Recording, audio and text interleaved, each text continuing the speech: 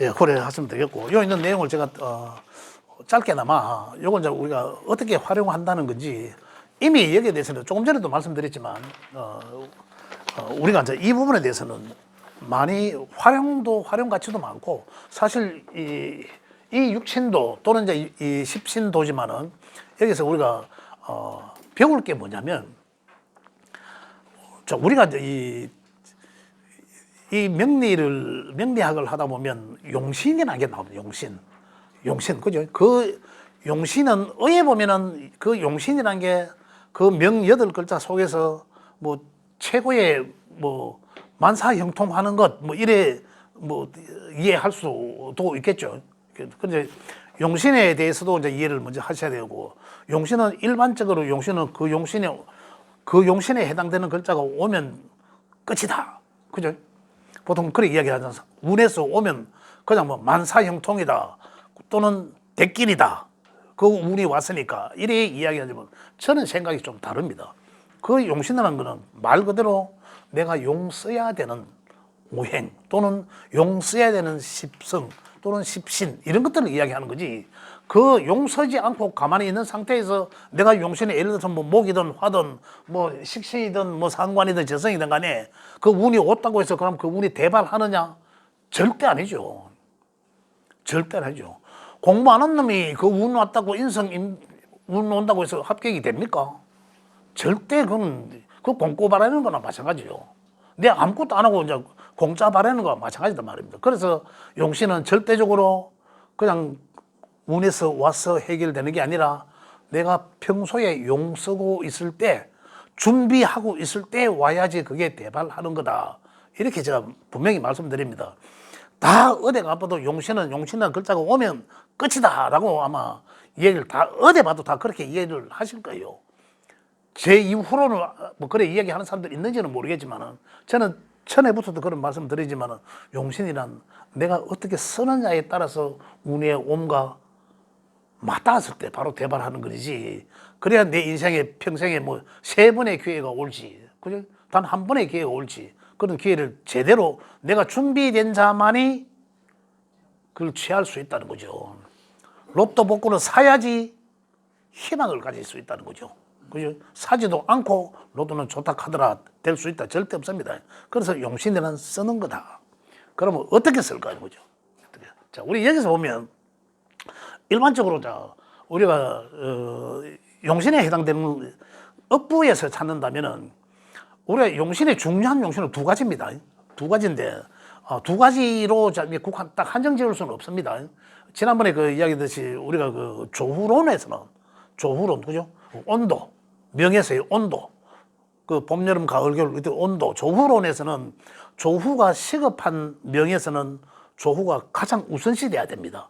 그거는 뭐 그걸 따지고 보면 조후라고 하지만 또 음양적으로도 볼 수 있습니다. 가장 근본적으로 음양론에서 음양이 지나치게 음적으로 양적으로 편중돼 있으면 그 음양론이 그 다시 이야기하면 조후론이죠. 조후론이 가장 우선시됨이 바람직하고, 그 다음에 이제 억부론을 보면 억부론은 뭡니까?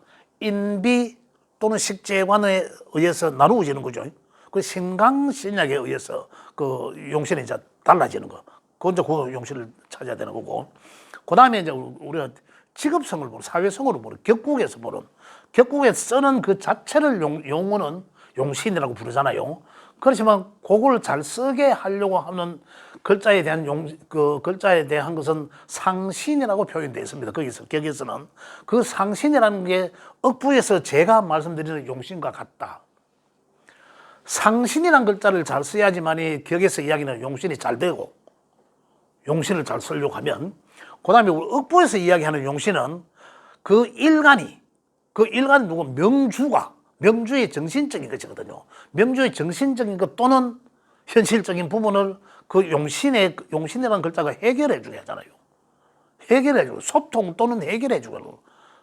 근데 그걸 이제 평소에 내가 육친적으로나 사회적으로나 성격적으로나 이렇게 써야지만이 잘 그 운과에 잘 맞닥뜨려졌을 때 그 기운이 대발하게 된다라는 거죠.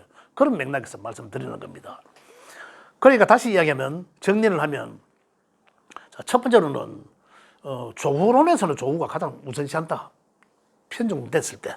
그다음 두 번째는 격국에서 용신이라는 글자는 그 자체에 있는 글자를 용신이라고 월의 격 자체를 월지에 있는 격 자체를 용신이라고 명칭을 그래 쓰지만 그 용신을 쓰는 것은 상신이란 거죠. 상신은 결국 용신을 생하거나 극하거나거든요. 생하거나 설하거나 생설, 극설 그래 말씀드렸잖아요. 생설, 극설 그거는 뭐였습니까? 길성 또는 흉성에 따라서 생설과 극설로 상신이 나눠진다. 그 다음에 지금 이제 이야기하고자 하는 건 이제 억부에서 용신은 인비 아니면 색정관이죠. 인비, 인성과 비겁을 인비라고 합니다. 그 다음에 식재관, 식신정관, 항상 인비가 한편이 되죠. 인비는 나를 도와주는 글자, 나를 생해주는 글자와 나는 한편이고 나머지는 내가 다 주거나 내가 관리받거나 하는 거거든. 그래서 따지고 보면 나의 에너지를 상승시켜주는 것은 나를 생하는 인성밖에 없다. 그죠?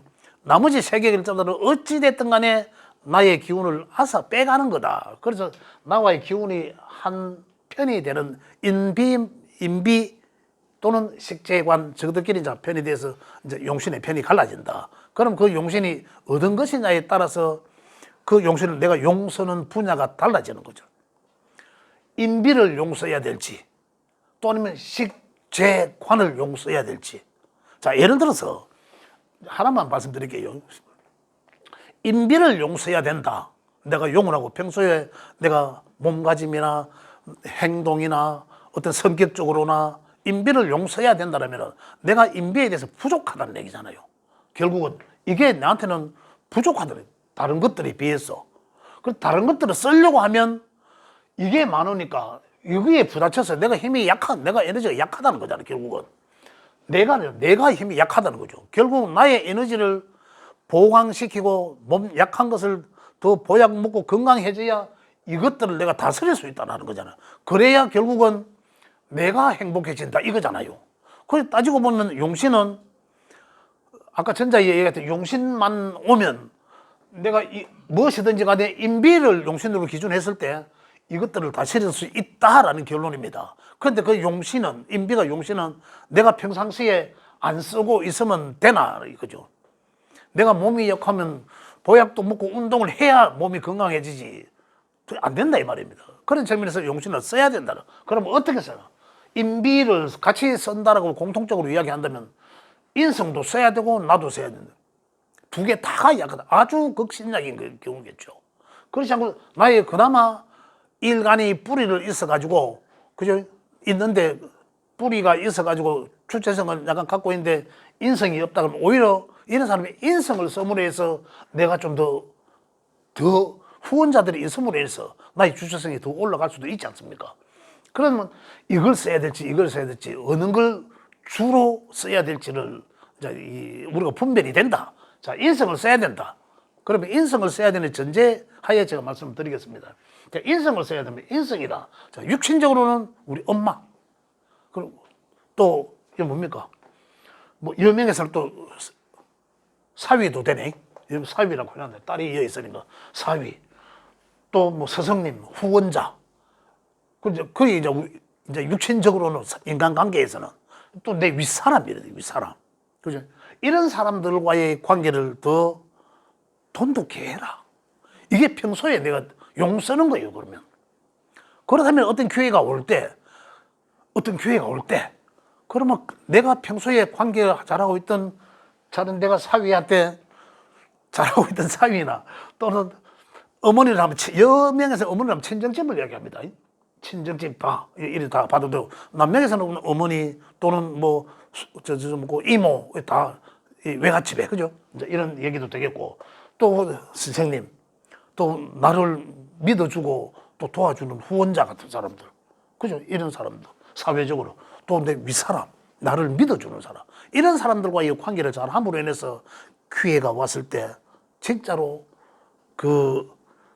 이 사람들과 관계를 잘 하는 게 뭡니까? 평소에 내가 용 쓴다는 거잖아. 용을 썼다는 얘기거든. 그럴 때 더 기대 이상의 어떤 위치나 가치를 얻을 수 있다는 거죠. 또 그다음에 사회성으로는 내가 어떻게 용서를 써야 되나? 이런 뭡니까? 거리나 학문이나 자격이나 문서 이런 것들 인성이라 하잖아요. 또 편의는 하면 뭡니까? 더 전문성을 이야기하는 거고. 그죠? 그러면 이런 걸 갖다가 결국 평소에는 내가 글과 학문을 내가 땡기는 분야에 무엇이라도 지식을 쌓고, 그죠? 또는 내가 자격증을 딸 수 있으면 자격증을 딸 수 있는 분야에 또 자격증도 딸다 나누고, 이러함들이 뭡니까? 내가 평소에 용 쓰는 거다는 얘기죠. 그래, 어떤 기회가 주어지면 그것들을 통해서 내가 글과 학문의 지식을 쌓았던 것과 또는 자격증을 가진 것들과 이런 것들을 가지고 내가 더 좋은 위치, 이제 그런 자리를 사회적으로 확보할 수 있다는 거죠. 내가 평소에 용 쓰지 않았다면 어떤 기회가 주어진다 하도록 그걸 내가 수용할 수가 없습니다. 용신의 해가 오면 뭐합니까? 내한테 뭔가 기회를 주어지면 내가 준비되지 않았는데 할 수 있는 게 없는 거죠. 그래서 용신은 써야 된다는 얘기죠. 이렇게 써야 된다. 어떤 구체적으로 어떻게 써야 된다는 걸 제가 말씀을 드리는 거죠. 또 성격적으로, 인성의 성격은 인성이 없는 사람의 성격은 어떻습니까?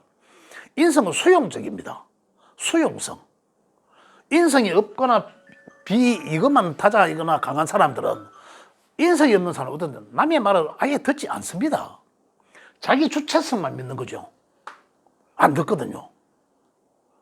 또 인성이 없고 지나치게 강한 사람들, 더더욱 말할 것도 없고, 자기 주체성만 갖고 있다 하더라도 자기 고집이 갖고 있는 거거든요. 자기 주장을 할 수 있는 정도 되거든.